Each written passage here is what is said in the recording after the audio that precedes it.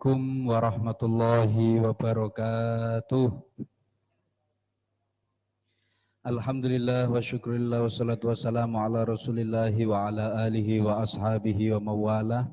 Rabbi syrah li sadri wa yassir li amri wa hlul 'uqdatam min lisani yafqahu qawli, amma ba'du. Yang saya hormati, yang kami hormati segenap pengurus Majelis Wakil Cabang Nahdlatul Ulama Kecamatan Kragan, dari jajaran syuriah, tanfidiyah, mustasyar, hingga ke panom-panomnya yang kami cintai bersama, seluruh anggota-anggota kajian kitab Risalah Ahlussunnah wal Jamaah yang selalu aktif di dalam Ramadan ini. Dan alhamdulillah malam kali ini kita sudah memasuki season ke-8, terlepas dari beberapa hari yang lalu yang sudah kita bahas, dan insya Allah nanti ini kita sudah memasuki fasal ke-5 yang akan membahas mengenai berpegang teguh dan berhati-hati di dalam pengambilan referensi keagamaan, khususnya Ahlussunnah wal Jamaah.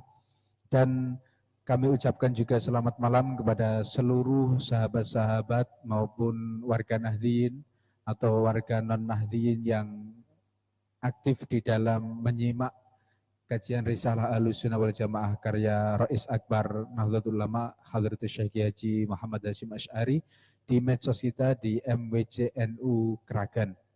Dan langsung saja kami serahkan sepenuhnya kepada Bapak Kiai Yasin untuk membahas mengenai fasal ke-5 nanti ini. Dan alhamdulillah dari perjalanan kita hari pertama hingga ke-8 ini nampaknya semakin hari semakin ada semacam aktivasi pemikiran, semakin memperteguh pemahaman kita terhadap ajaran Ahlussunnah wal Jamaah An-Nahdliyah. Kepada Bapak Yasin kami persilahkan.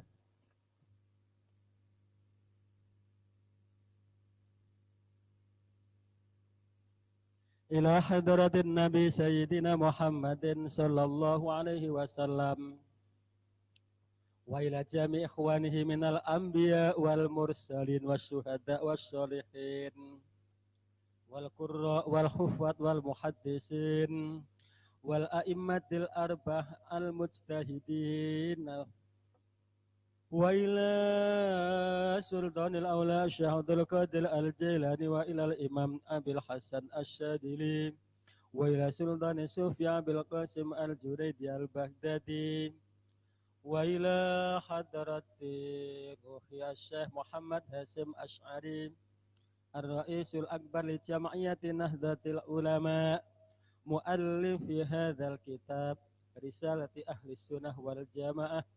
Allahumma fir lahu warhamhu wa'afi wa'fu anhu syai'un lillahi lahumul fatihah. A'udzu billahi minasyaitonir rajim. Bismillahirrahmanirrahim. Alhamdulillahi rabbil alamin arrahmanir rahim maliki yaumiddin. Iyyaka na'budu wa iyyaka nasta'in ihdinas siratal mustaqim siratal ladzina an'amta 'alaihim ghairil maghdubi 'alaihim waladdallin. Amin. Bismillahirrahmanirrahim. Bismillahi ngawiti ngaji sapa ingsun kelawan nyebut asma Allah ingkang maha welas tur ingkang maha asih. Faslun utawi iki iku ana fasal siji filuzumil ikhtiyadi ing dalem nerangaken ing dalem netepi ngati-ngati fi ahli dini ing dalem ngambil agama wa ahdil ilmi lan ngalap ilmu wal ingdari lan nerangaken ing dalem meden-medeni an fitnati ahlil bidai saking fitnahe ahli pira-pira bid'ah wal munafiqina lan fitnahe pira-pira wong munafik wal aimmatil almudillina lan pira-pira imam-imam pemuka yang menyesatkan. Yalzamu tetep wajib al-ihtiyatu apa ngati-ngati fi ahdil ilmi ing dalem ngambil ilmu fala ya'khudhu mongko ora kena ngambil an ghairi fala ya'khudhu mongko ora kena ngalap sapa uang an ghairi ahli andah saking liyane ahli al ilmi. Rawan nyriwataken sapa Ibnu As-Sakir anil Imam Malik radhiyallahu anhu ngriwayataken la tahammal aja ngaji sira al ilma ing apa jenenge ilmu an ahlil bidai andah saking ahli pira-pira bid'ah wala tahammal nalan aja ya ngaji sapa sira ing al ilma aman saking guru layu rafu kang ora den kaweruhi sapa man bitolabi kelawan belajar wala aman lan ya ora ngambil sangka guru yakdi kang gorohaken goro sapa man fi hadisin nasi ing dalem apa jenenge omongane manungsa wa ing kana senajan to ana sapa man iku layak dibu ora goro sapa man fi hadisi Rasulillah ing dalem hadise utusane Allah sallallahu alaihi wasallam. Cestusan dawuh Hadratus Syekh bahwa kita harus ekstra hati-hati dalam mengambil ilmu, artinya milih guru itu harus hati-hati. Kita harus tidak boleh mencari ilmu dari orang yang ahli bid'ah atau dari orang yang tidak diketahui dia belajar apa enggak. Dia ini mondok taura, lagi dadekno guru ojo. Juga termasuk orang-orang yang terbiasa berbuat bohong. Warawalan ngriwayataken sapa Ibnu Sirin rahimah muga melasi ini dalam konteks ilmu yang substansinya adalah dasar. Ilmu yang mestinya perkara yang daruri yang sudah ilmu yang seharusnya. Akan tetapi kalau sebuah pengembangan atau sebuah kajian ini yang dikehendaki beliau ini adalah ketika ngaji, ngambil sebuah ilmu, bukan masalah mengkaji. Warawalan ngriwayataken sapa Ibnu Sirin rahimahullah ngriwayatna ngene hadzal ilmu utawi ikilah ilmu iku dinun. Pangduru mongko ningali sira kabeh aman saking ya guru-guru tak khuduna kang ngalap sira kabeh madinakum ing agama sira kabeh. Warwang riwayataken sapa Ad-Dailami an Ibnu Umar radhiyallahu anhuma marfu'an hale riwayat sing den marfu'aken den unggahaken al ilmu utawi ilmu iku dinun agama wa salat utawi salat iku ya dinun siji ning agama. Fangduru mongko ya ningali sira aman saking wong-wong tegese guru tak khuduna kang ngambil sapa sira hadzal ilma mereka nganggo al ini hadal ilma adalah al ilmu asyar'i bukan ilmu yang di akademi yang di itu pokoknya ini ilmu asyar'i. Wa kaifa hale kaya apa tusalluna salat sapa sira kabeh hadhihi salata kelawan ikilah salat fa innakum mongko sak temene sira kabeh iku tusaluna iku den takoni diminta pertanggungjawaban sira kabeh yaumul kiamat ing dalem dina kiamat. Fala tarmuh mongko aja ngriwayataken sapa sira kabeh ing al ilmu illa aman kejaba ya angin saking guru tahaqqaqat kang wis dadi nyata apa ahliyatuhu apa ahli ilmu bi ayakuna gambaran tahaqququ ahliyah bi ayakuna gambare arep yen to ana sapa man iku minal uduli iku setengah wong sing adil-adil asikoti sing kumandel pinercaya almudkini sing matoh-matohno kabeh warawayan ngriwataken sapa muslimun fi sahihi ing dalem sahih Muslim anna Rasulullah sallallahu alaihi wasallam iku qala dawuh sapa Rasulullah saya kunu bakal tinemu fi akhiri ummati ing dalem bakal ana nakis wae di saya kunu bakal ana fi akhiri ummati ing dalem akhir umat ingsun sapa unasun pira-pira menungsa yuhaddisunakum kang nyeritani sapa unas ing sira kabeh ma ing siji perkara lam tasma'u kang ora ngrungu sira kabeh ing ma angtum ya sira kabeh wala abaukum lan ya ora nenek moyang ira kabeh bapak-bapak ira kabeh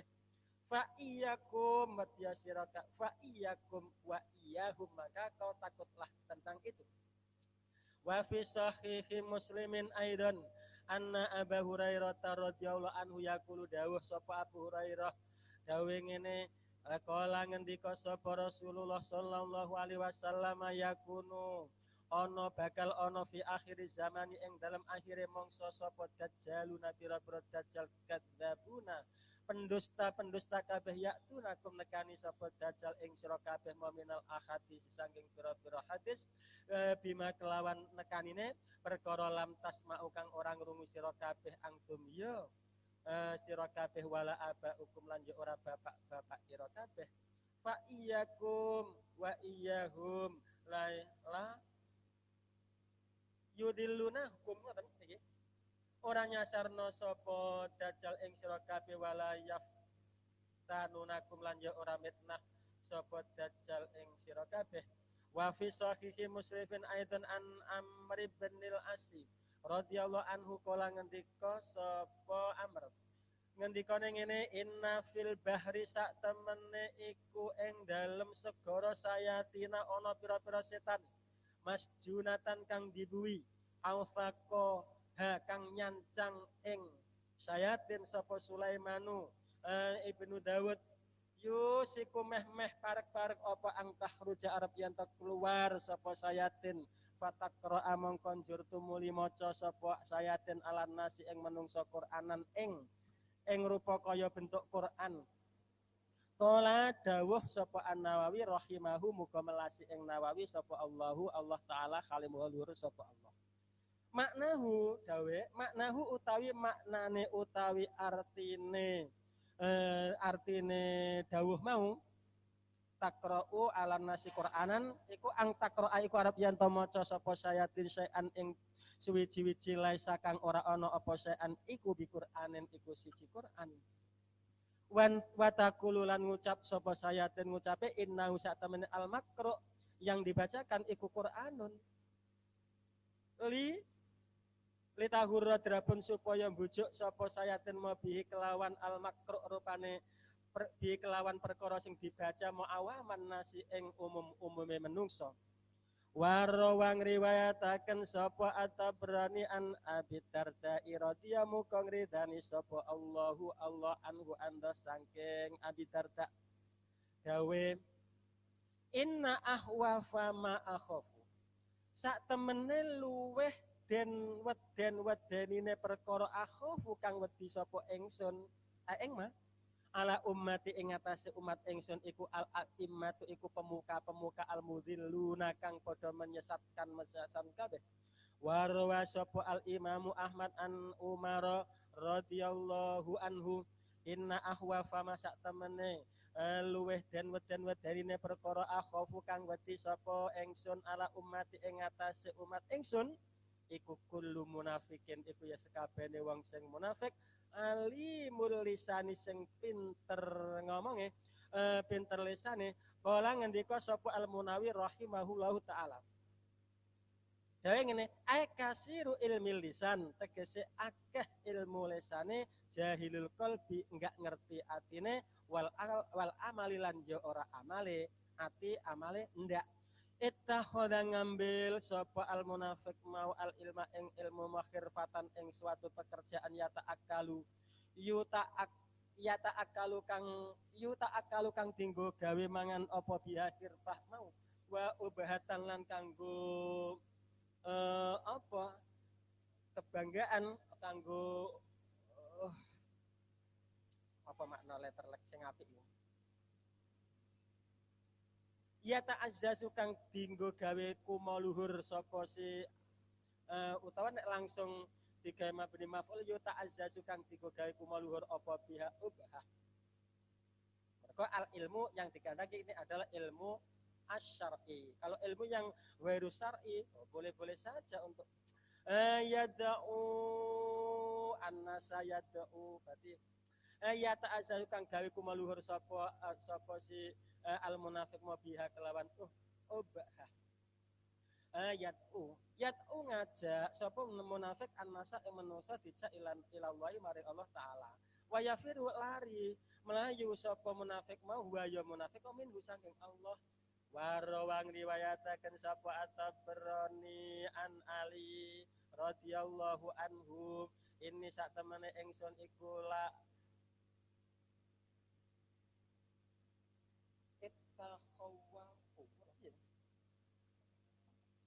iku la at-takhawafu iku yektine ora dadi orang ngrasa wedi sapa ingsun min ummati saking umat ingsun mukminan ing wong iman.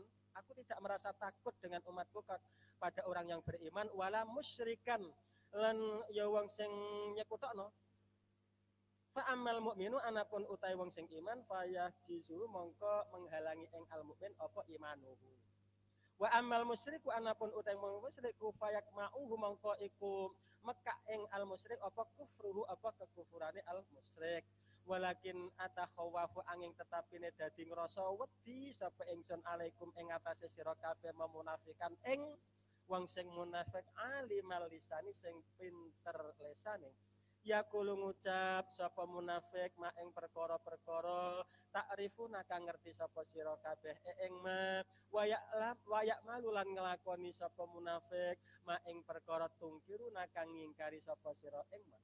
Wa an Ziyad bin Hudair rahimahullahu taala kala ngendika sapa Ziyad ngendika ngene kala dawuh limaring ingsun sapa Umar bin Khattab radhiyallahu anhu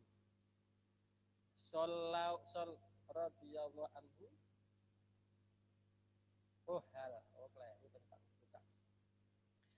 hal ta'rifu pertanyaan. Hal ta'rifu apa ta ngerti sapa sira mak ing perkara yuhdimu kang bisa ngrubuhna apa ma'al Islam ing Islam? Kultu jawabi sapa ingsun la boten. Kula boten ngertos.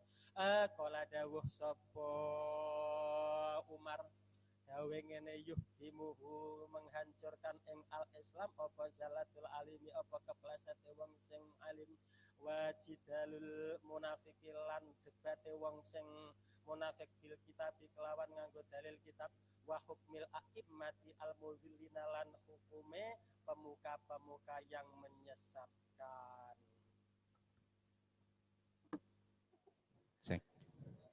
Terima kasih. Kereng ya. Nah, kaum munafik itu wangil, Pak. Apakah saya pribadi ini juga termasuk orang munafik? Kadang-kadang kan tapi artinya apa ya, nalar kita jangan takut untuk berbuat salah karena kesalahan bisa bertobat, kira-kira semacam itu. Kalau orang banyak omongnya juga ada kecenderungan banyak juga keplesetnya begitu Pak kira-kira. Terima kasih Pak Yasin sudah memberikan kajian tentang bab atau pasal kelima ini. Ada beberapa hal yang nantinya bisa disambung oleh Bapak Kiai, saudara-saudara sahabat semuanya yang hadir dan aktif di dalam diskusi kajian kitab Risalah Ahlussunnah wal Jamaah. Ini saya tawarkan beberapa hal. Yang pertama adalah ulama Nusantara sudah sedemikian rupa menyeleksi kitab-kitab kuning yang ada di Indonesia khususnya. Ini berawal dari mana? Kok kitabnya ya itu saja? Artinya Taklimul Muta'alim, Matan Jurumiyah, bahkan Nahwu pun dipilih. Ketika membahas mengenai beberapa kekayaan pondok pesantren, ada madhab Basroh dan Kufah. Dan yang paling dipakai mayoritas yang mana itu pun ada. Kemudian tentang seleksi kitab-kitab hadis juga ada. Artinya ada beberapa kitab hadis yang diriwayatkan oleh Al-Albani. Itu para habaib Pasuruan itu sudah menyeleksi sedemikian rupa, tetapi mereka tidak apatis atau anti terhadap hadis-hadis yang diriwayatkan oleh Al-Albani juga. Dan itu adalah kitab langka. Jadi memang harus diteliti secara detail mengenai itu. Dan kita aminkan bersama bahwasanya ikhtiar atau effort dari para ulama Nusantara itu ketimbang nanti terjadi pancaran pemikiran yang kemana-mana, mending saya cut saja untuk dimasukkan di dalam kitab-kitab tertentu. Tentang sejarah penyeleksian kitab kuning. Kemudian kalau kita berpikir tentang Belanda yang sudah menjajah kita 350 tahun lamanya, 3 abad lebih. Ini lama sekali, Pak. Dan satu-satunya negara yang tidak mengakui tentang kedaulatan dan kemerdekaan bangsa ini adalah Belanda. Karena dia tahu kalau dia mengakui kemerdekaan Indonesia, hutang dia merampas kekayaan Indonesia selama 3 abad lebih harus dikembalikan. Dan katanya ini Pak ya, katanya kalau itu dikembalikan, maka penghasilan per kapita kita itu lebih dari 10 juta tanpa kerja. Artinya kita kalau berani Belanda itu ya, ini bukan provokasi, tidak sama sekali. Tetapi mereka tidak mengakui tentang kemerdekaan Indonesia. Belanda kita mengakui bahwasanya penjajahan di Indonesia tidak terlepas dari campur tangan Belanda. Artinya bahkan para kiai pun saat itu memang dipegang dan diikat secara pemerintahan. Maaf, kalau kita berpikir tentang kitab Ta'limul Muta'allim, ini karya Syekh Azhar Nuji. Seorang murid melihat gurunya tidak boleh. Ngelunggui panggonane guru tidak boleh. Mendahului omongan guru tidak boleh. Jangan bertanya kalau tidak bertanya. Kalau kita berpikir tentang ilmu akademisi, ini tidak kompatibel, tidak sesuai. Karena akan mereduksi pemikiran kita. Nah, orang-orang zaman, saya sudah bertanya, Mbah jenengan dulu itu sangat konsisten ketika di pergerakan IPNU, Ikatan Pelajar Nahdlatul Ulama, menyerang kitab Ta'limul Muta'alim. Nggih napa mboten? Betul. Tetapi ketika saya tua, saya sadar bahwasanya Ta'limul Muta'alim itu penting sekali. Karena berkaitan dengan akhlak. Tetapi mengurangi pemikiran kita, nyuwun sewu. Ini mungkin nanti bisa dibahas tentang sejarah, tentang masuknya kitab-kitab yang dipakai oleh ulama-ulama Nusantara kita. Yang kedua adalah tentang mengikuti ulama yang mumpuni. Apakah eksklusif hanya di santri? Tadi Pak Yai Yasin kalau bisa ya dari alumni santri lah ya. Karena ada pertanyaan tapi saya agak sungkan ketika harus saya keluarkan. Nanti ya mungkin ya kalau diizinkan. Yang selanjutnya adalah objektivitas ulama. Ketika ada ulama yang berafiliasi dengan partai politik, rasanya kok nyuwun sewu, kayak saya sepenuhnya belum terima. Ya, ini kira-kira semacam itu. Saya tidak mau memanjang lebarkan pembahasan itu, nanti monggo dibahas lagi. Itu nalar kebangsaan Nahdlatul Ulama terhadap kemerdekaan Indonesia harus kita bahas. Monggo mungkin dari beberapa ya saya kan hanya membuat masalah begitu karena kalau memang yang lain ingin bertanya ya monggo saya persilakan kepada Mbak Yai, Mbak Suher.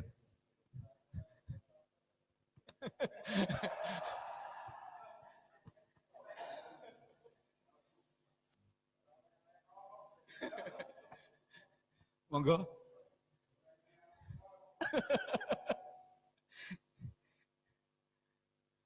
Atau ada semacam paling tidak sejarah masuknya kitab kuning di Indonesia, kenapa kitabnya Ibnu Taimiyah yang dipakai Ngeruki Solo sangat dilarang oleh ulama Nusantara, karena ada syarat pembuatan bom dan lain-lain. Monggo.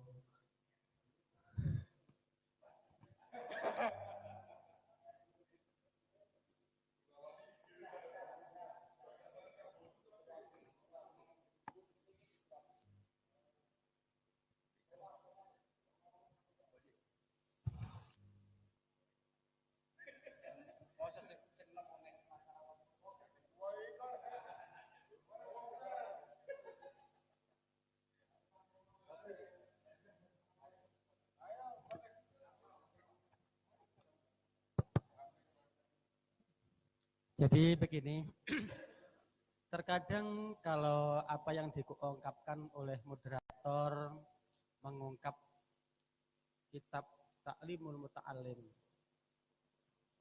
itu kadang-kadang memang seakan-akan nanti akan terjadi kebeguan dari pihak kita dalam rangka untuk menambah suatu wawasan. Karena memang yang tertera dalam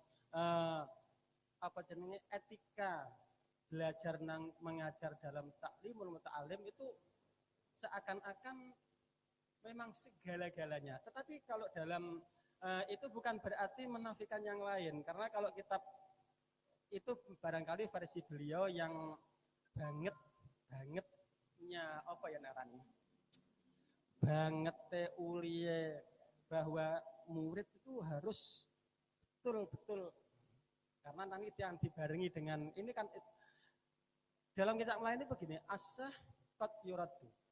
Guru itu terkadang juga bisa ditentang, tapi ditentang secara etika. Bahasa itu bukan berarti berarti menafikan kitab Ta'limul Muta'alim itu tidak. Dilihat konteksnya seperti apa dulu. Ketika tahammul, karena nanti akan lain tahammul dan ada ketika dalam mengaji dan menyampaikan ini akan lain. Ketika mengaji dalam kategori masih mengaji yang ini tadi sampai yang pertama tentang al-ikhtiyat itu memang harus pakai aturan yang seperti itu. Aturannya terlalu rumit, baku dan menjumutkan. Jadi seakan-akan murid adalah harus yes man, tidak boleh yang lain. Seakan-akan memang seperti itu. Sehingga nanti tidak ada pengembangan. Itu adalah sehingga itu bisa diimplementasikan pada saat mengaji sesuatu yang memang ilmu yang daruri, suatu kepastian ilmu daruri yang rangkaiannya bahasa adalah yang amal yang ta'abbudi. Sudah dogma harus begini yang tidak bisa secara rasio. Tetapi dalam makalah yang lain seperti yang saya utarakan bahwa guru itu terkadang juga ditentang dalam arti didebat juga oleh muridnya. Itu bukan berarti nanti menyalahi etikanya seorang murid, itu tidak, karena konteksnya lain ketika berbeda. Itu juga sehingga timbul dalam dalam kalimat-kalimat itu as-soal nisbul ilmi. Bertanya itu adalah separuh sebuah ilmu, karena dengan bertanya sudah ada keran yang dibuka, sudah membuka, timbul ada ilmu rupanya. Untuk soal ini, karena itu soal itu bisa nanti mendatangkan datangnya sebuah ilmu, maka soal itu bisa jadi arahannya sampai kepada secara diplomasi terkait dengan pemaparan sebuah ilmu. Jadi apa yang disampaikan oleh risalah yang tertera dalam kitab Ta'limul Muta'alim itu ya benar juga, tetapi benar dalam konteksnya. Dan itu tidak bisa diterapkan di akademis karuan gitu. Akademis karena lain. Sehingga jadi yang kalau maksud itu etika seorang santri terhadap guru sampai sedemikian rupa seperti yang ada di Ta'limul Muta'alim itu memang materinya adalah ilmu yang pokok, kemudian pada saat kondisi yang tertentu. Barangkali itu. Kemudian itu tadi masalah munafik itu yang alimul lisan, jahilul qalbi wal amal. Saya kira kita tidak perlu takut. Itu artinya karena orang munafik itu kan memang pada dasar bukan berarti dari kita yang lihai bicara itu munafik, tidak. Artinya munafik itu kan yang dikehendaki alimul lisan jahilul qalbi itu memang ilmunya hanya sampai di Quran, tidak masuk dalam hati. Jadi tidak berarti yang kita yang bisa bicara berarti kok munafik, dan tidak usah takut lah itu takut. Kita tidak usah takut, berarti munafik tidak usah. Kita pokoknya yes, wong kita memang ilmu ya seperti itu. Wong munafik itu perkara hati, sehingga pun pokoknya masalah alimul lisan, jahilul amal wal qalbi, saya kira itu perkara hati. Dan kita tidak perlu takut tentang itu, wong kita ya tidak termasuk kategori itu. Maksud kula, kita yang pandai bicara jangan khawatir kalau itu dikatakan seorang munafik. Tenang. Terima kasih Pak Yasin. Sedikit banyak itu tentang pemilihan ilmu agama dan keislaman itu kan secara historis hampir kita tidak tahu lah Pak ya. Contoh Ta'limul Muta'alim sendiri dikarang oleh Syekh Azhar Nuji pada era tahun berapa juga kita tak tahu, tetapi yang pasti beliau bermadhab Hanafi. Dari Turki kok sampai di Indonesia itu secara historis bagaimana? Jangan-jangan kalau saya berpikir mengenai itu, orang luar ketika akan mengadakan hubungan bilateral dengan Indonesia itu lewat undang-undang. Kalau zaman dulu yang paling dikenal adalah ketika orang Portugis, orang Belanda ingin menyerang pribumi, maka harus lewat para kiai. Nah, pemilihan kitab Ta'limul Muta'alim itu syarat tentang kendp-ndp-annya orang santri. Maka dengan ini saya pernah bukan diejek ya, cuman tukar pikiran dengan orang Muhammadiyah. Saya itu tidak bisa membedakan mana yang pengecut, mana yang tawadhu. Ini karena pembahasan saat itu tentang NU dan Muhammadiyah. Orang NU ketika mengajukan proposal, maka pejabat itu gayanya sampai ngene. Itu berbeda dengan gaya berdiplomasinya orang Muhammadiyah. Ini pasti kita tahu tentang itu. Nah, kira-kira semacam itu. Secara historis pemilihan ilmu agama yang ada di Indonesia, khususnya kaum-kaum tradisional, Nahdlatul Ulama, itu secara historis bagaimana? Monggo yang ingin menambahi. Nah, monggo.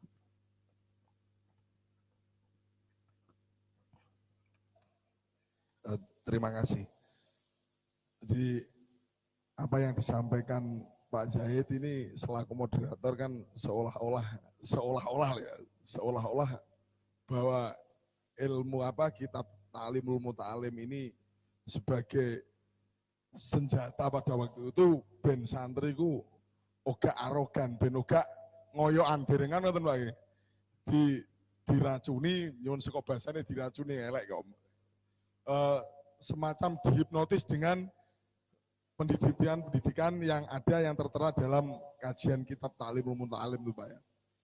Tapi saya sepakat dengan Pak Yasin tadi, Pak Kiai Yasin tadi bahwasanya itu kan dalam kitab Ta'limul Muta'alim itu kan secara tekstualnya, tapi dalam konteks yang berbeda kan kita harus bisa menyikapi. Contohnya tadi bahwa orang yang ilmunya sampai tenggorokan itu yang dikatakan munafik itu Pak ya tadi ya.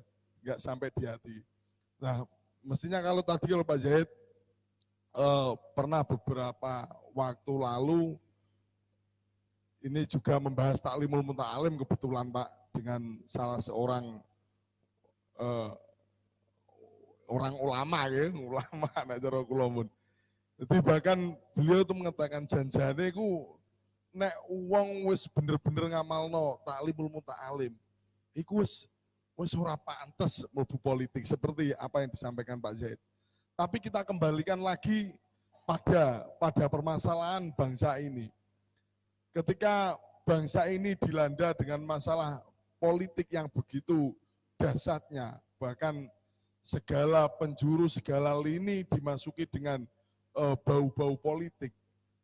Ini tentu kita atau tentu orang-orang beliau-beliau para alim ulama yang benar-benar paham tentang Islam ini kalau tidak ikut andil dalam konteks politik di negeri ini, lantas bagaimana dengan Islam di negeri kita yang mana saat ini sudah sangat kompleks sekali permasalahan-permasalahan politik, bahkan nyun sewu yang gencar-gencarnya saat ini umat kita saja, umat Islam saja hampir terpecah belah dengan adanya politik. Padahal di dalamnya sudah banyak ulama-ulama yang berkecimpung di politik.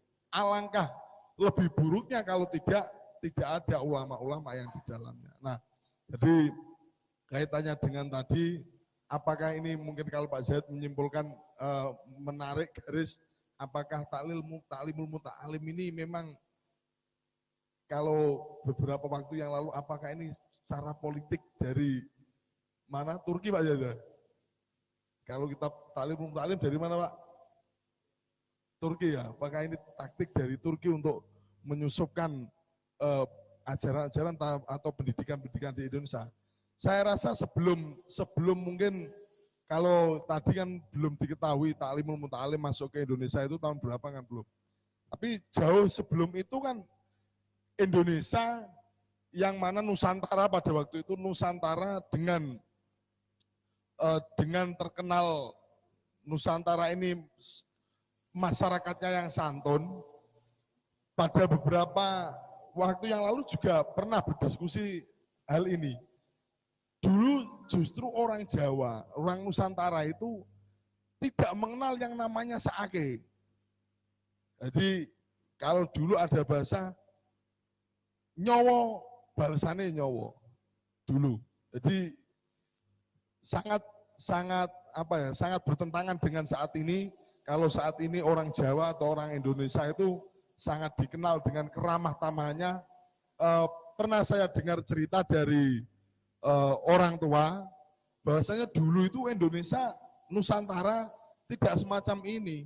Jadi budaya galak, bahasanya utang nyowo, balesane nyowo. Itu sudah terkenal zaman dulu. Hingga pada masuknya Wali Songo pada periode pertama mengenalkan bahwasanya tatanan-tatanan yang benar dalam menyikapi setiap permasalahan itu bagaimana. Nah ini kalau saya lebih sepakat dengan Pak Yasin, jadi ini memang sesuai dengan karakter orang Jawa, yang mana orang Jawa atau orang Nusantara, orang Indonesia itu bukan karena pengecut tadi ya, saya tidak sepakat kalau tidak ada bedanya tawaduk sama pengecut. Ya. Orang tawaduk itu DP di depan dan berani menyikapi segala permasalahan Pak. Kalau pengecut itu hanya DP tapi belakang ngantemi karo krikil, itu pengecut. Ya, terima kasih.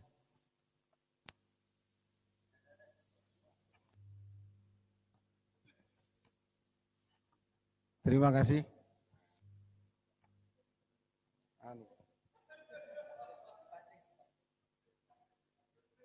Jadi soal proses taklim muta'alim itu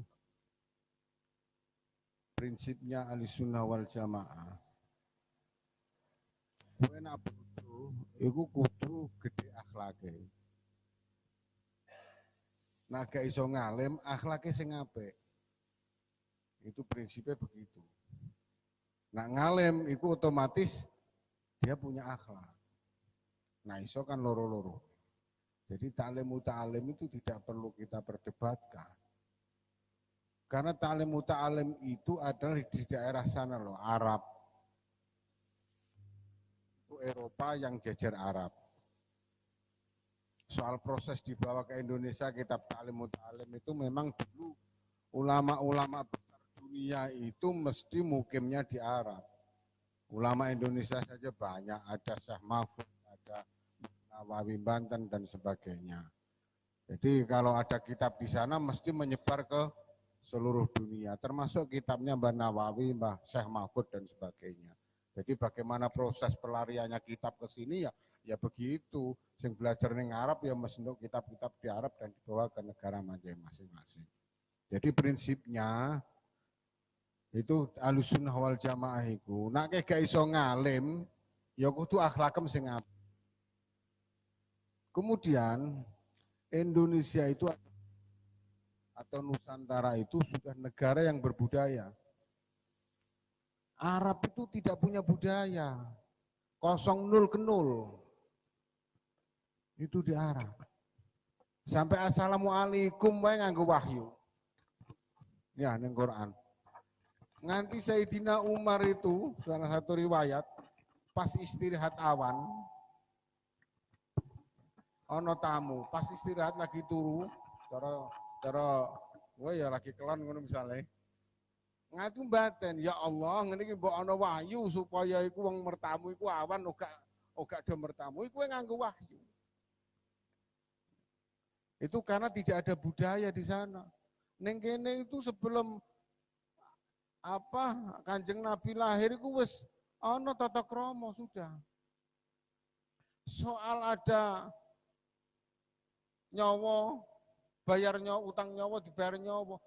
Masyarakat Jawa itu daerah keraton itu bahasanya klan apa itu priayi.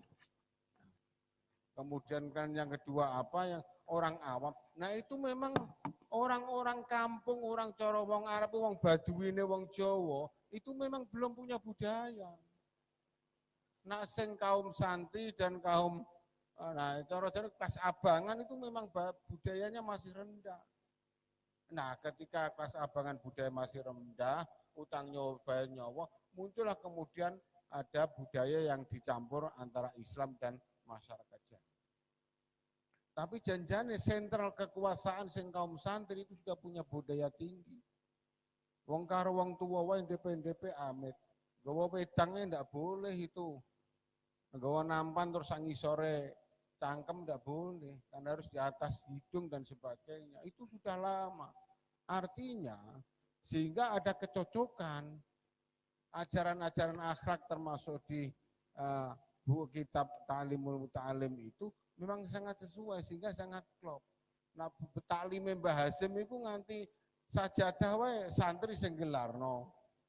Kiai wae gak oleh santri gak oleh ning ngarepe kiai dan seterusnya dan seterusnya. Nah, itu. Jadi sehingga kenapa itu begitu mapan antara akhlak dan budaya Jawa, ini memang ada kesesuaian. Nah kenapa itu kok ada di Arab, kok itu lagi muncul kitab-kitab macam-macam itu? Karena di sana memang begitu budayanya. Senganti saiki sing wong-wong orang-orang bukan klan kerajaan atau keturunan suku Quraisy misalnya di Arab, ngundang Pak Ane gemerang kok. Loh iya, ngundang Pak Ane gemerang. Ngundang anake lho jare wong Arab sing tau TKI ning kono. Kalep, hai kalep. Anjing, hai anjing itu ngundang anake biasa begitu. Sekarang ini. Jadi budaya ning Arab itu ya ning lingkungan suku-suku yang unggul di Arab. Lah iku kerajaan saiki lho, kok ora kerajaan. Mana? Menawa yo ngawur itu. Nah, jadi itu sehingga akhlak itu sebenarnya ada kesesuaian antara budaya Nusantara dengan ajaran-ajaran yang diberikan oleh Rasulullah melalui turunan kitab-kitabnya. Ya, jadi ini tidak harus kita kita pertentangkan antara keduanya. Yang selanjutnya tentang munafik ini memang jangan takut seorang yang banyak bicara kemudian khawatir diklaim menjadi orang munafik. Tapi memang kadang-kadang itu ya akeh wong ngomong saiki. Ya, sekarang ini banyak omongnya dan sebagainya dan sebagainya. Mulai kadang-kadang itu disunah, nak khutbah itu luwih cendek, tapi nak sholat Jumat mucara surat-surat rodok panjang. Menawa ya itu termasuk menurut kelompok-kelompok. Nanti nak khutbahnya lebih pendek daripada sholat Jumatnya. Misalnya seperti itu. Mungkin itu juga terinspirasi hadis itu. Ya. Itu. Jadi itulah kira-kira saya kira nanti bisa ditambahi oleh Kiai Sugar itu. Terima kasih. Terima kasih dari Pak Hasan mengenai historis dari sejarah kitab masuknya kitab Ta'limul Muta'alim. Ada tambahan lagi?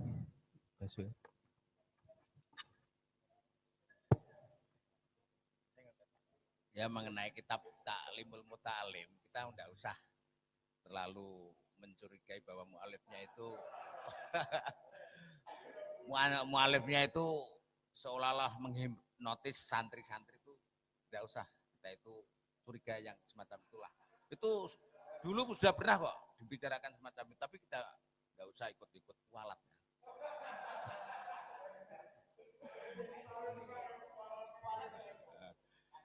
Dan tadi ada dari Mas masuknya kitab kuning di Indonesia. Itu saya sendiri tuh kurang tahu kapan, sejak kapan. Sebab kalau menurut sejarah itu Islam pertama itu kan Sunan Ampel. Apa? Apa yang di Jawa itu pertama kali kan Sunan Ampel.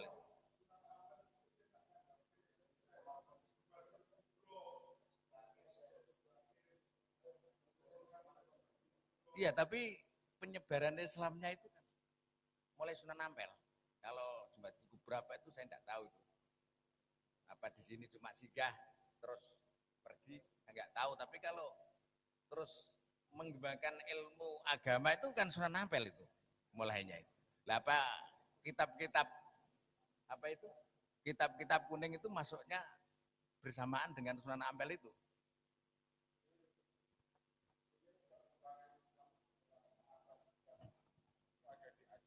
Ada di Aceh. Kenapa? Cuma yang kemudian secara Syekh Subakir dan sebagainya itu adalah membangun Islam itu dari kelompok yang klan-klan yang rendah, masyarakat awam. Nah, Wali Songo itulah kemudian, kenapa Wali Songo kok terkenal? Karena dia masuk, bisa akulturasi dengan kerajaan-kerajaan Hindu, itu sehingga menghebohkan sejarah. Itu sing membuat sejarah Wali Songo terkenal. Jadi cara Jawane Mbah Salam iki cara dakwahe ning lingkungan musola-musola begitu. Nah, kemudian anak Mbah Salam itu dakwahnya sudah masuk ke klan kepala desa, camat dan sebagainya. Kira-kira begitu gambaran lebih kecilnya. Terima kasih.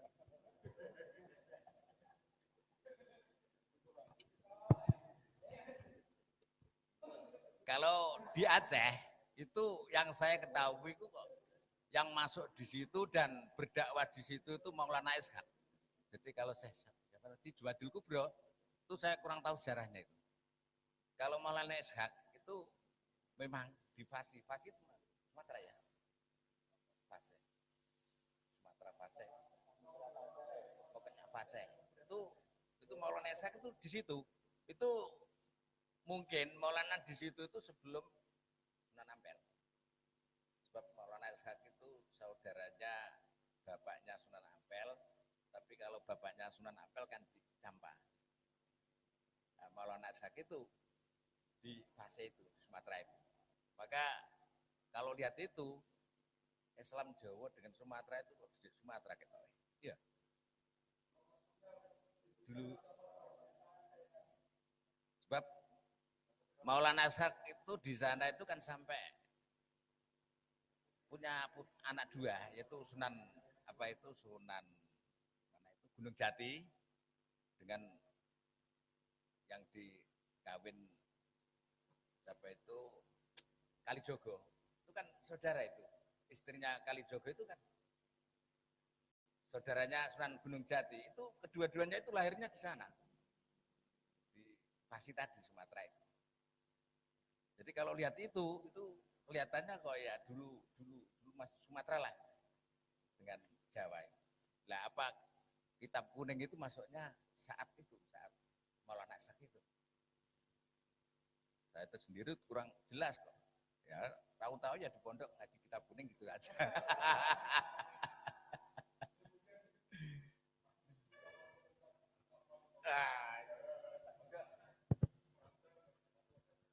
Oh, tidak.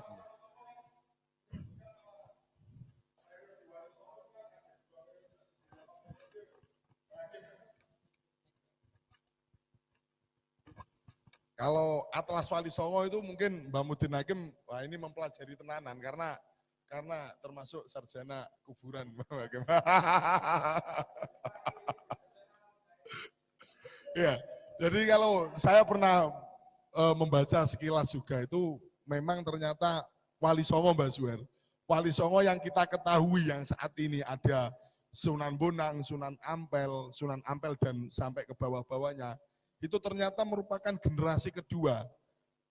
Kalau dulu disebut Wali Songo itu sebetulnya tim 9 yang ditugaskan untuk menyasar daerah Nusantara ini. Sehingga pada periode pertama itu ada periodenya Mbah Subakir, terus kemudian ada lagi kalau makam di Trowulan itu ada Syekh Jumadil Kubro, kemudian ada Mbah Ibrahim Asmoro Kondi itu, sampai kemudian di bawahnya lagi ada Sunan Ampel dan berikutnya ini. Jadi kalau yang pernah saya baca malah begitu Mbak Suher. Tapi untuk pertama kali Islam yang masuk melalui Gujurat itu kaum-kaum pedagang itu tetap dari Aceh. Makanya kemarin waktu pertama saya minta penjelasan dari Pak Hasan kaitannya dengan perbandingan. Saya pernah membaca juga kaitannya kemarin yang dibahas di pulau-pulau itu, termasuk di Maluku Utara itu ada kerajaan Islam yang mana di prasastinya tertulis lebih tua daripada di Samudra Pasai. Tapi karena mungkin sejarahnya tidak begitu besar atau ekspansi masuknya ini tidak begitu besar, sehingga yang tercatat sebagai sejarah adalah di Samudra Pasai. Nah itu, kalau Wali Songo tadi kaitannya ada periodisasi Wali Songo, ini Mbak Mudin Hakim insya Allah pernah membaca hal ini. Terima kasih.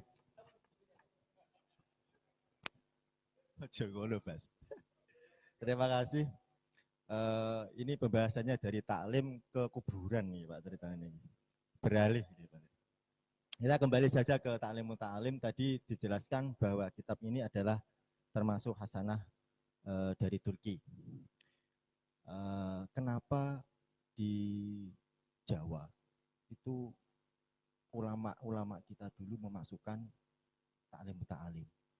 Kemungkinan besar memang karena Jawa itu benar apa yang disampaikan oleh Pak Hasan, bahwa kita ini sudah punya tata krama, sudah punya budaya, tata krama, akhlak yang sangat luar biasa. Ya, bahkan yang namanya kaulo atau hamba dengan orang-orang yang ningrat, artinya pejabat, raja dan sebagainya, itu menghadap saja itu harus apa namanya itu? Ya, ngesot berapa jarak, berapa meter masuk dari emper sampai dengan sampai di menghadap orangnya itu bahkan ngesot berapa meter itu.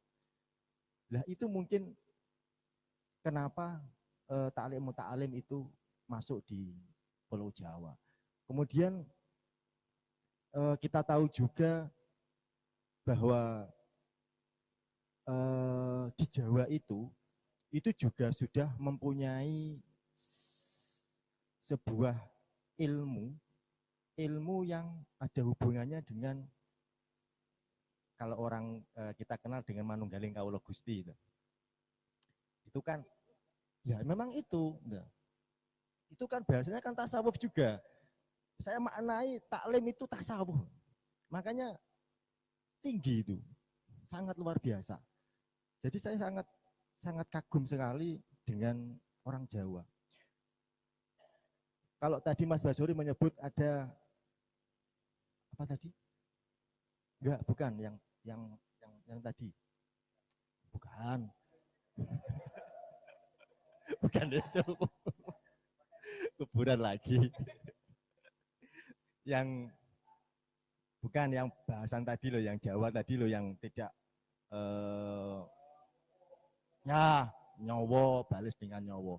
Memang itu kan katanya, ini saya juga belum tahu, katanya yang ahli sejarah itu memang Jawa itu tidak mengenal istilah kalah. Bahkan memang sampai orang Jawa dikatakan orang yang dendaman. Karena memang tidak mengenal kalah. Sekarang kalah, besok titeni, pasti itu orang Jawa. Artinya nopo, kadang waktu ini dia kalah dengan bapaknya, dia dendam sama anaknya.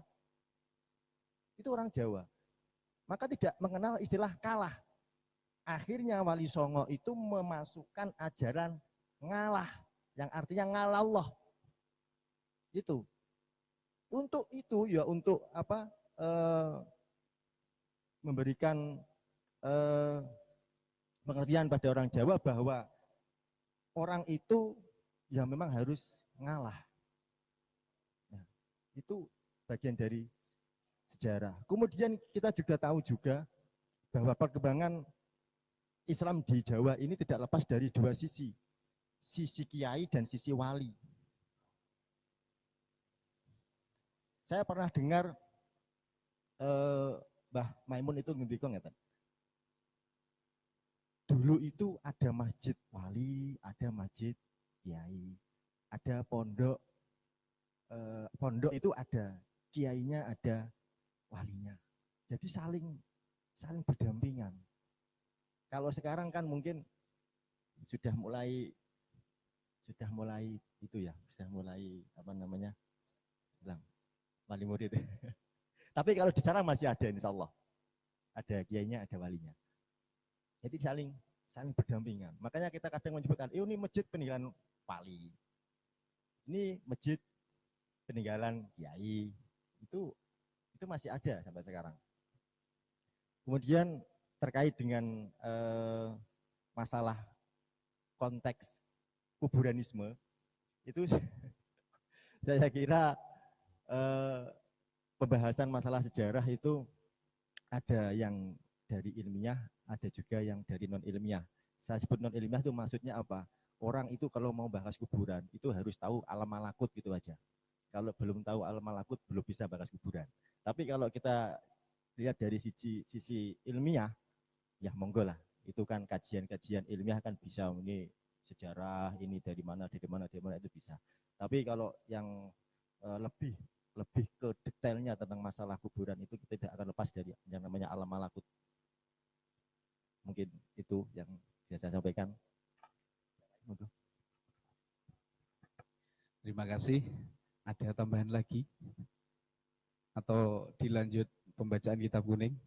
Sebenarnya masih ada hal-hal kasuistis yang lain yang berhubungan dengan ilmu-ilmu mitologi itu kan, apa mitos itu kan memang tidak bisa dinalar, tetapi bisa diraba seiring berzamannya waktu. Saya kira keresahan apa yang kita alami saat ini, diantaranya simpang siurnya sejarah, itu juga dialami oleh PBNU. Dalam memetakan sejarah itu kan sulit memang. Apa yang dikatakan Mbah Fadol, Allah yarham, Senori Tuban, beberapa redaksi dikatakan, ya, ada redaksi tentang awal mulanya masuknya sejarah Islam di Indonesia. Tetapi meskipun wa ini ikhtalafat ar-riwayat, tetapi kita bisa menemukan bahwasanya yang membawa ajaran agama Islam di Indonesia ini adalah termasuk dari keturunannya Rasulullah. Rupa-rupanya Sayyid Ibrahim Asmarokondi Gibahi. Ya, dari G. Itu beberapa hal. Ada tambahan lagi?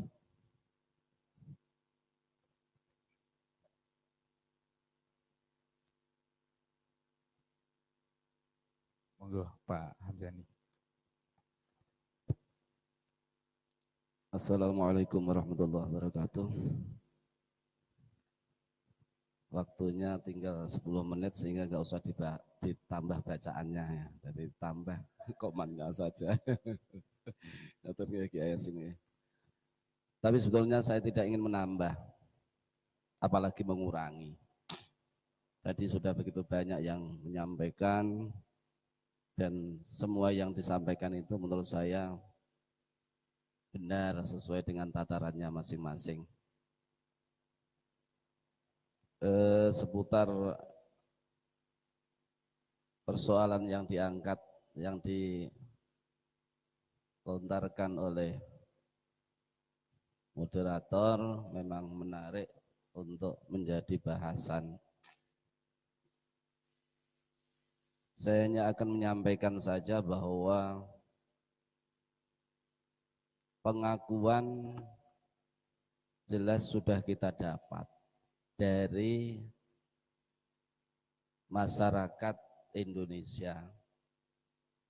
Tidak masyarakat saja, tetapi negara dan pemerintah Indonesia itu mengakui bahwa produk pesantren itu adalah orang-orang yang berbudi luhur, berakhlakul karimah, berkarakter baik. Pesantren dan pendidikan yang lain yang menyempurnakan pesantren masuk madrasah diniyah itu menjadikan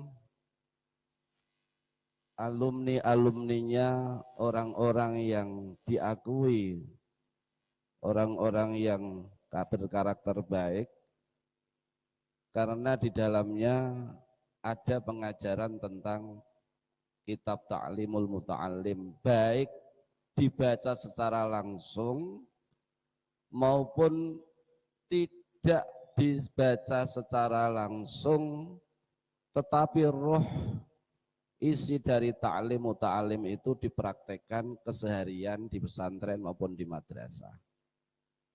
Sampai-sampai pemerintah akhir-akhir ini sudah jelas mencanangkan pendidikan karakter. Itu menurut saya itu memang ya termotivasi dari pendidikan pesantren.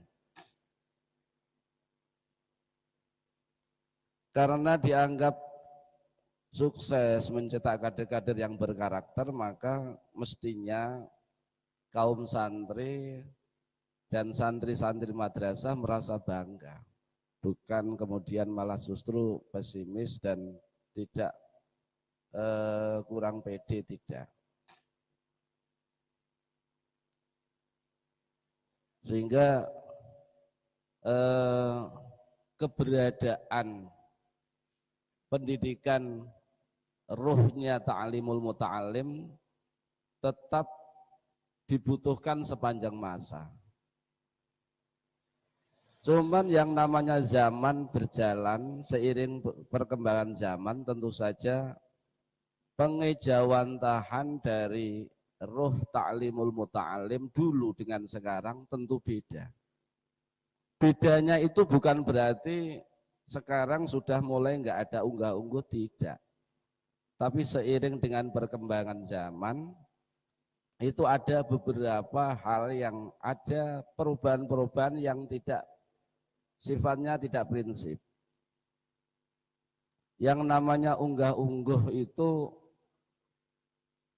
kalau dulu persoalan santri pada kiai harus jalan jongkok beberapa meter sebelumnya, itu mungkin seperti itu tradisinya. Sekarang tidak harus seperti itu, tapi kiai tidak merasa tidak disopani.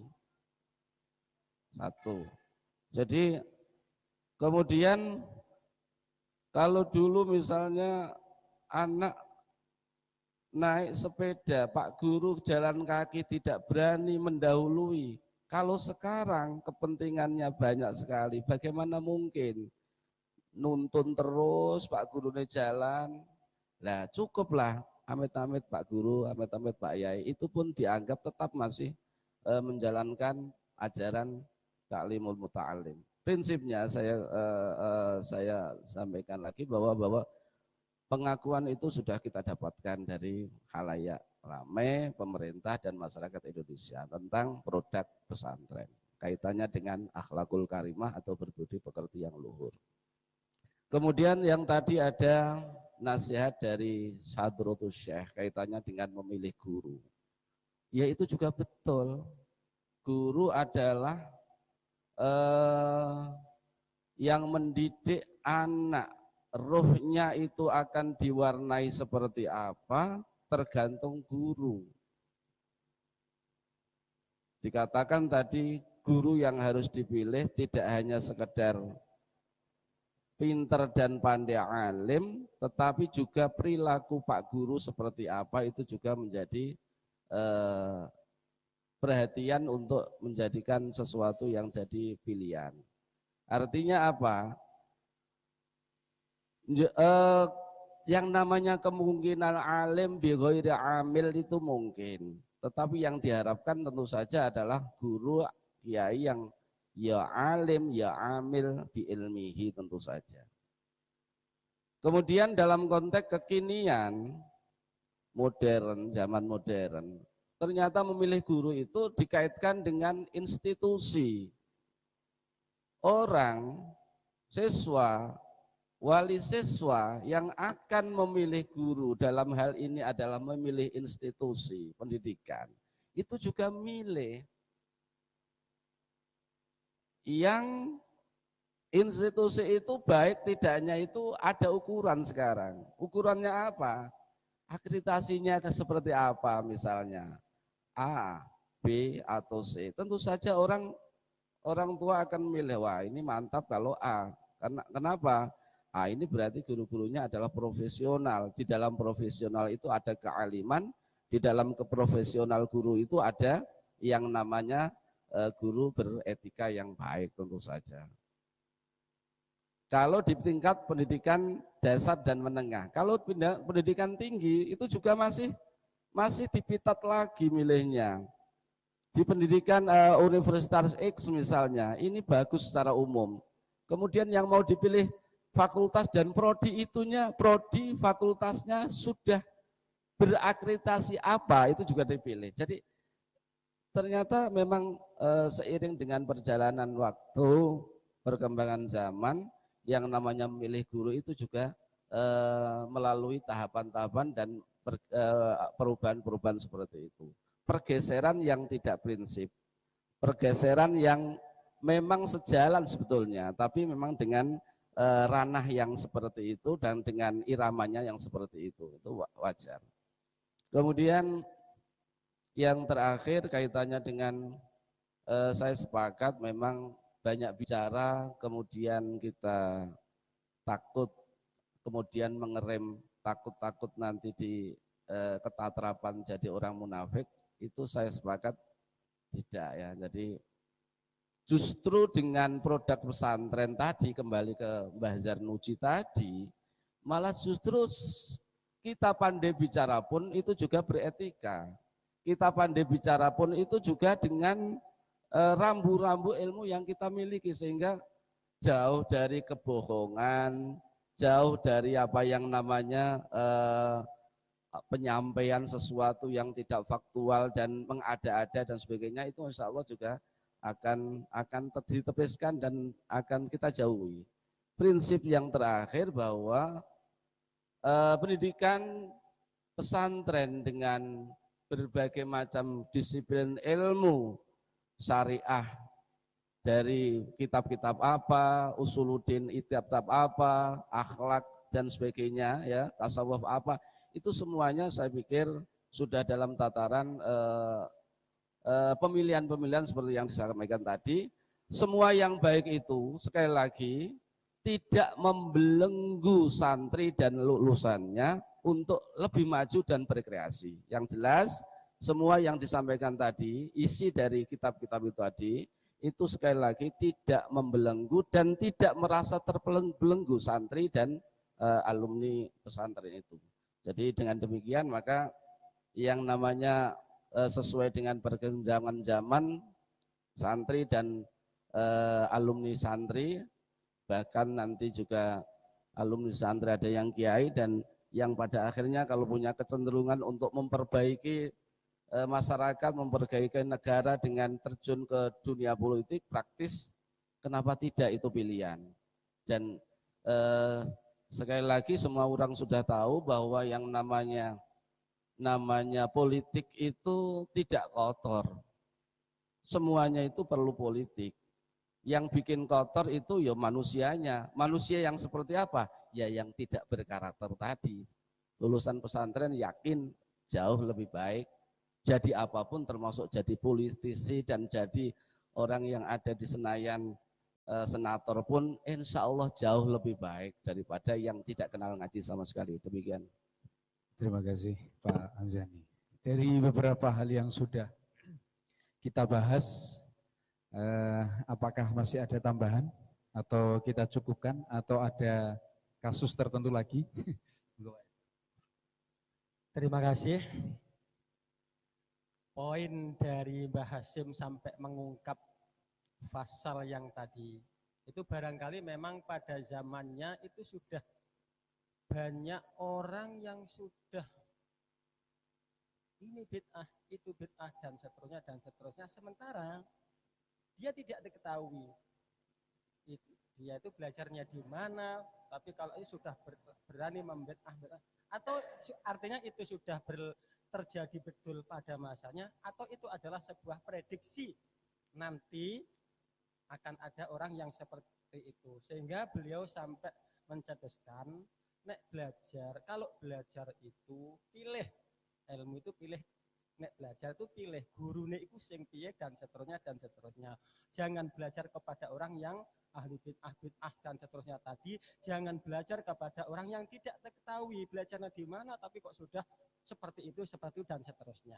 Karena memang poin dari kitab ini kan pada dasarnya mengarahnya memang dalam rangka kita mempertahankan ahli sunnah wal jamaah sekaligus mengkonter kepada yang tidak seperti ini. Kemudian sampai terjadi perkembangan bentuk etika belajar mengajar, itu sebuah perkembangan. Pada akhirnya saya mengatakan bahwa metode yang ada dalam kitab Ta'limul Muta'alim dalam tahapan belajar mengajar itu memang sangat bagus sekali. Karena memang tadi. Cuman itu bukan berarti menjadi baku ketika tadi sudah dalam kondisi yang tertentu, terus kemudian kita tidak boleh bertanya atau kita tidak boleh secara itu, tidak. Tetap esensinya kita intinya harus tetap etika itu dilakukan seorang murid kepada guru itu tetap, meskipun kita tahapannya kan meskipun ketika sudah di atas kan terbiasa seorang murid kemudian interview dengan gurunya, kemudian melontarkan hujah yang lain seakan-akan koyok-koyok mendebat, tapi itu bukan mendebat, bahasa tidak mendebat, dan itu tidak menjadi masalah. Jadi kesimpulan akhir dari kula pribadi, pengembangan tadi dikembangkan bentuk yang ada Ta'limul Muta'alim itu memang bagus sekali, sehingga menjadi karakter gak ono ceritane murid demo ya itu tidak ada. Beda dengan kalau yang SMP, SMA dan seterusnya, itu saya kira memang ya seperti itulah. Ini kita memang berbeda sampai Nabi Musa kepada Khadir itu yang disuruh agar belajar suatu ilmu yang tidak diketahui oleh, itu kan didahului begini, hal attabi'uka ala, terus ayatnya itu artinya kulo niki badhe, saya ini akan belajar kepada sampean kok ajarin aku dengan syarat apakah aku harus mengikuti imbalan dari sebuah ilmu, apakah saya itu harus mengikuti panjenengan, mengikutinya ini. Jadi kan memang etika dari itu bisa diambil bahwa etika seorang murid kepada guru memang harus seperti itu, murid harus mengikuti gurunya. Itu saja dari yang saya sampaikan dari malam ini. Jadi tetap Ta'limul Muta'alim itu ya tetap konsis pada masanya, sekaligus pada saatnya sekarang pun tetap itu relevan. Hanya saja kalau nanti masalah perkembangan zaman yang sedemikian rupa ini, tetap etika-etika yang ada dalam Ta'limul Muta'alim kita gunakan, tapi tidak sebaku itu, sesuai dengan tahapannya. Terima kasih Pak Yasin. Ada lagi? Monggo, Pak Udin.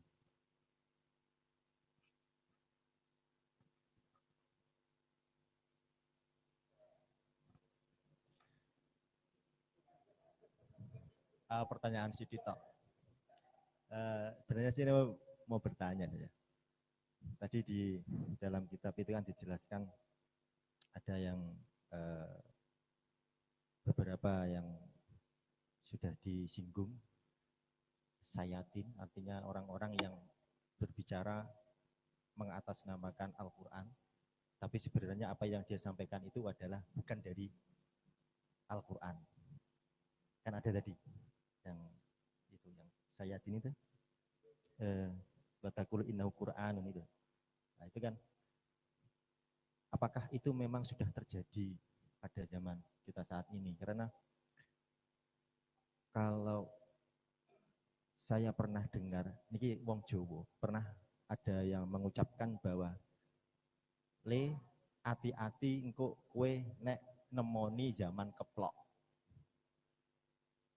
Muga-muga aja ngonangi zaman keplok. Mergo zaman keplok niku zaman fitnah. Niku tiang Jawa, kula nate piyen. Lah zaman keplok niku saya tanya-tanyakan ternyata itu adalah tahun 2000. Itu keplok. Jadi setelah tahun 2000 itu sudah banyak sekali fitnah. Jadi sekarang itu orang menfitnah itu cukup dengan menulis kalimat di Facebook sudah difitnah. Semua sudah tahu, sudah banyak baca. Ya, apakah dawuh tadi yang disampaikan oleh dalam kitab tadi, hadis tadi itu memang, apakah memang zaman ini adalah yang disebut zaman ketika orang itu mengucapkan sesuatu yang bukan Quran, tapi ternyata itu adalah bukan dari Quran. Artinya apa? Dia menyebutkan Al-Quran, tapi makna atau arti yang disampaikan itu sebenarnya itu bukan kandungan dari Al-Quran itu. Kan banyak sekarang itu kadang orang mengartikan Al-Quran seperti ini, A dan B. Yang benar itu adalah artinya A, tapi dia mengartikan B, dan B ini menganggap itu adalah isi kandungan dari Al-Quran, ayat Al-Quran tadi. Dan ini akhirnya menjadikan fitnah. Ini Al-Quran, kamu harus ikut. Ini Al-Quran, kan gitu juga. Karena banyak orang sekarang kan bicara seperti itu. Ya, ini tolong bisa dijelaskan. Terima kasih. Jadi memang kalau kita membahas mengenai hal-hal absurditas atau ketidakjelasan, maka yang timbul adalah banyak sekali interpretasi yang kesana dan kemari. Cuman saya ingin menawarkan sebuah konsensus tentang nalar kebangsaan santri dan Nahdlatul Ulama itu kan bahwasanya bangsa ini milik bersama. Santri tidak ke kanan dan tidak ke kiri, di tengah-tengah. Cuman yang repot adalah di zaman saat ini banyak sekali politikus-politikus anyar yang nalar politiknya kendu, sehingga pemahaman tentang politiknya juga dangkal. Maka dengan hal ini mereka selalu menabrakkan negara dengan agama. Jadi kalau tidak ada pembahasan lain, mereka selalu menabrak-nabrakkan semacam itu. Saya kira ini adalah salah satu yang diungkapkan oleh Kiai Gondrong, Kiai Muafik Jogja itu ya, yang sempat beberapa tahun mengikuti Gus Dur. Dan saya lebih percaya bahwasanya santri, ya memang seperti itu. Punya kekhasan tersendiri dalam memandang sesuatu. Cuman kalau santri sekarang yang sudah kena kambon media sosial, yang tidak bisa berpikir tentang mana baik dan buruknya, ini juga sulit memikirkan itu. Bahasa mengenai khidmah dicampur tangankan dengan politik ini saya kira kok terlalu absurd ya. Kira-kira semacam itu. Dan kalau saya mengungkapkan ini maka akan terjadi pembahasan tambahan lagi. Saya kira semacam itu. Ada tambahan terakhir ya, terakhir, monggo. Ya, sudah ini ya. Ya, saya tawarkan aku mau megang mic kan ya. Kira-kira semacam itu. Kita insya Allah besok akan ketemu lagi di season ke-9. Alhamdulillah kita sudah 8 hari mengikuti kajian kitab Risalah Ahlussunnah wal Jamaah, dan banyak sekali hal-hal yang mungkin tertanam dalam hati, meskipun hanya 1% kan paling tidak ada misi untuk penanaman di dalam hati, kira-kira semacam itu. Akhirnya karena memang forum menyepakati untuk mengakhiri diskusi kita malam kali ini, ngopi dan ngaji Ramadan, banyak sekali kesalahan, tentunya dari kesalahan pribadi maupun hal-hal yang terselip luka. Nyuwun ngapunten sedaya kalepatan. Akhirnya wallahul muwaffiq ila aqwamit thoriq. Wassalamualaikum warahmatullahi wabarakatuh.